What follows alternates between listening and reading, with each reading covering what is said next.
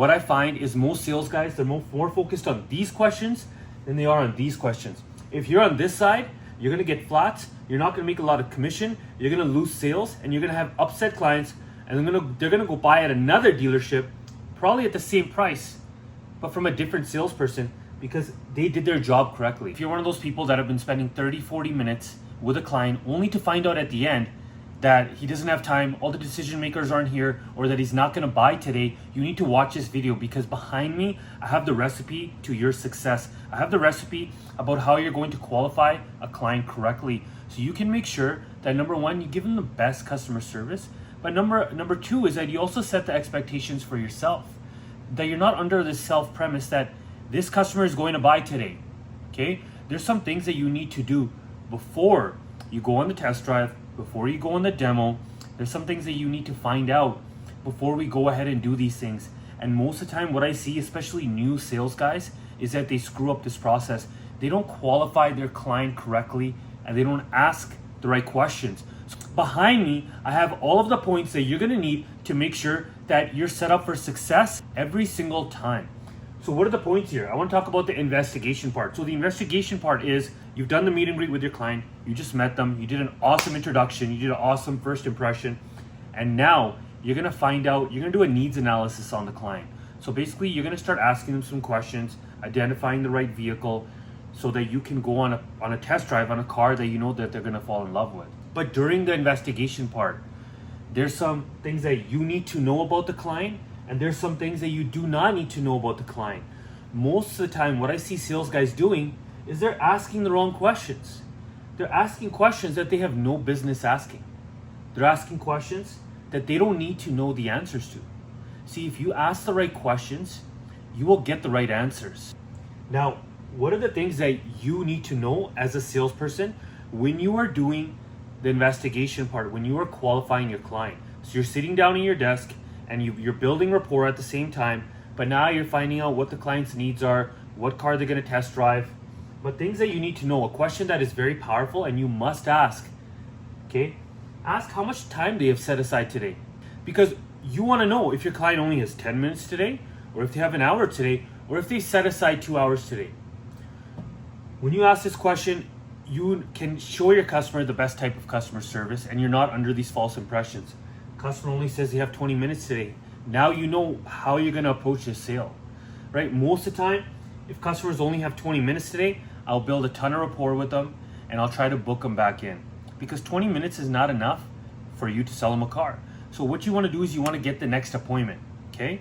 But ask the time, guys. There's so many times sales guys do the investigation part. They don't know how much time they have. After the test drive, the customer says, hey, you know what, I gotta leave, I'm running out of time, I gotta go pick up the kids. Why didn't you ask that question at the very beginning? Very important for you to ask. Don't forget to ask about time. Number two, decision makers. Are all the decision makers here today? You need to find that question out. You need to find out the answer to that question, because if all the decision makers aren't here today, guess what happens most of the time? Most of the time, the customer will say, I need to talk to my wife. I need to talk to my spouse.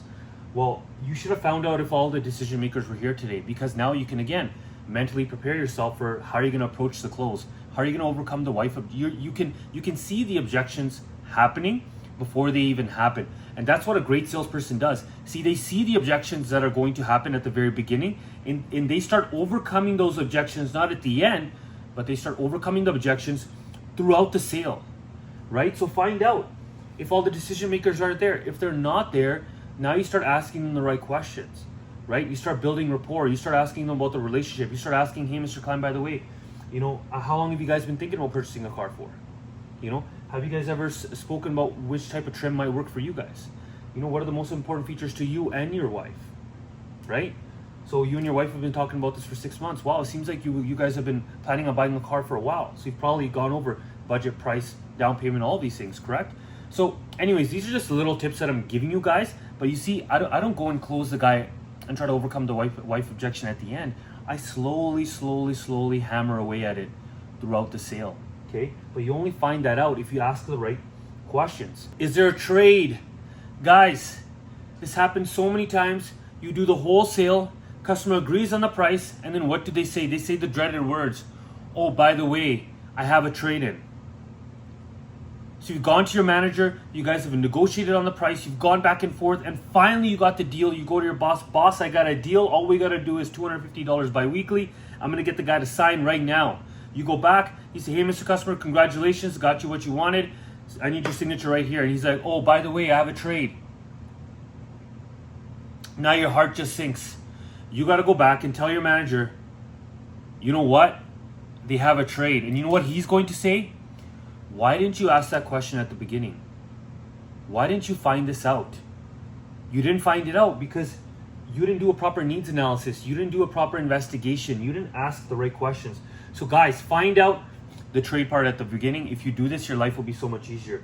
4, you do the investigation part. You got to find out the features, guys. Find out what are the most important features to your client. Is it leather? Is it sunroof? Is it safety? Is it performance? Is it gas mileage? Make sure you find out what are the most important features for them.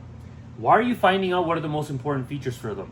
Because number 1, you're going to find out what type of car to sell them, what trim to sell them. But the other thing is when you're doing your demo, now you know which features to key in on. And remember what we talked about. We don't sell on price, we sell on value. Amateur salespeople, the people that don't make a lot of money, the people that always get flats, that don't make a lot of commission, they're always, well, price. Because they don't build any value during the demonstration. But for us guys, what we've learned is that if we build enough value of our product, the customer will never ask you for a discount.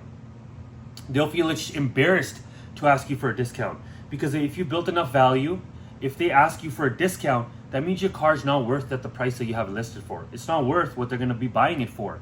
When you go to Louis Vuitton or Gucci, you don't go to the till and go ask for a discount. That'd be ludicrous, right? Because you see the value. So if you build a value and you key in on those most important features to your client and you talk about those over and over again throughout the sale, man, it'll be easy for you to get clients to sign because you built so much value. Next thing, okay, last but not least, find out if it's going to be a new or used car. Okay, very important. Are you going to sell them a pre-owned car or a used car? I'm not really going to get into that, but through your investigation, you will find out. At our dealership, we have something that's called a guest sheet. It's kind of like a questionnaire. It's kind of like a rapport building tool. And with that, it really helps us answer all of these questions, okay? Hopefully the dealership that you work at has given you some type of guest sheet or investigation or a needs analysis type of paper. If you don't have one, comment in the comment section below and I'll make sure I send you one myself. But there's some questions, guys, that you do not need to know. And what I find is most sales guys, they're more focused on these questions than they are on these questions. If you're on this side, you're going to get flats, you're not going to make a lot of commission, you're going to lose sales, and you're going to have upset clients, and they're going to go buy at another dealership, probably at the same price, but from a different salesperson because they did their job correctly. Okay? And I keep preaching to you guys over and over again, we want to sell on value, we don't want to sell on price, okay? So questions that you do not need to know. You do not need to know budget. Do not ask the client their budget. Budget does not, most of the time, guys, 99% of the times, budget does not matter. I'm going to tell you at the end why, okay? But budget, don't ask that question. Number 2, payment. It doesn't matter what their monthly payment is, okay? How many times have you had customers who had a monthly payment and then when it came to the deal, they ended up paying more money? How many times has that happened? How many times have clients paid more into their monthly budget than they said they were going to do? All the time. How many times have clients given you a budget and they've paid more money than they said they were going to, or than they said that they could afford? All the time. Don't ask about how much a trade is worth. Why would you ask a client what they want for their trade or what they're expecting for their trade? Your managers might ask you this question, but I'm telling you right now, don't answer this question. It's the wrong way to go about doing the business. Let's imagine you're at the beginning part. You just met the customer. You're trying to build rapport with them. You're trying to make a friend and a great impression. You're trying to build a relationship. But now all of a sudden, right when you're starting to get to know the person, now you ask them how much they want for the trade. They said they want $5,000. And now you go to your manager and he's like, whoa, that's way out of line. There's no way he's going to get $5,000. Absolutely not. That car's worth like $2,000. Now you go back and now you start arguing with the customer before you've even got him excited, before he even knows you, before you've even demonstrated the product, and before you even made him fall in love with the vehicle. Now you're trying to overcome the trade objection. Let me ask you a question. Do you think it's easier to overcome these objections, do you think it's easier to overcome the trade objection after you've built a relationship with the client, after you've built a value in the car, after you've making him fall in love with your product, and then it's easier to overcome these objections? Or you just do it all at the beginning before he even know you, likes you, or respects you? I think we answered our own question. The key is a customer will not buy from you if they don't like you, trust you, and respect you. And if you start going over these things at the very beginning, you're never going to build a relationship with the client and you're never going to get that sale. See, master salespeople, they focus on relationships, they focus on value, and they don't focus on price. And the fourth question that you do not need to be asking the question during this part of the process is that you do not need to be asking the client what their down payment is going to be. Okay, so at the end, guys, during this part, there's some things that you need to know and there's some things that you do not need to know. If you got value from this video, make sure you like and subscribe to this channel. Again, this was the needs analysis. This was the investigation part. If you guys do this correctly, I guarantee you, you'll end up selling more vehicles, have way more fun doing it, and you'll make way bigger paychecks. Until next time, guys, see you later.